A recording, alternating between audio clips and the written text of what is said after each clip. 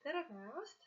Ma olen Ksenia ja mis pani mind kandideerima kliendi nõustajaks. Esialgu, et otsin tööd ja mulle meeldib väga suhelda kliendiga, inimestega. Ma olen väga sõbralik inimene, kes on ja hea suhtleja. Mul meeldib suhelda, midagi uurida. Ma olen selline inimene, kes sõbralik, abivalmis ja mul on väga hea nagu enesetunne, kui ma aitan inimestele.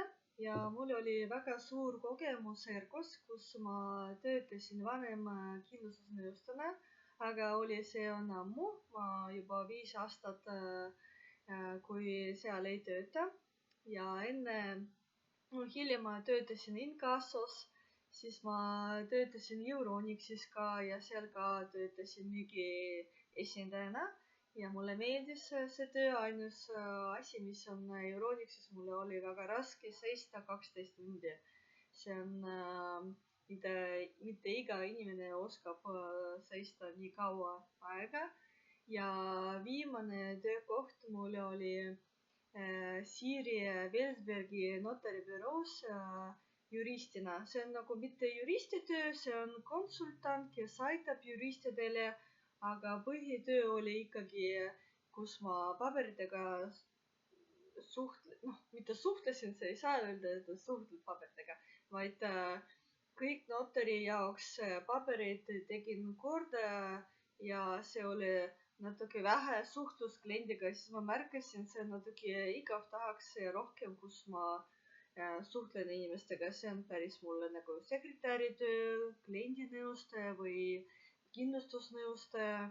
See on töö, kus on elav suhtumine ja mina ütlen, et väga oluline osa, mis ma ise märkan, kui mina helistan kuhugi või suhtlen inimestega, siis alati valmis tunda, et inimene soovib sulle aidata, et sul on silmad sääravad ja sul on hea meeleolu, sa nagu abivalmis, tundlik selles mõttes.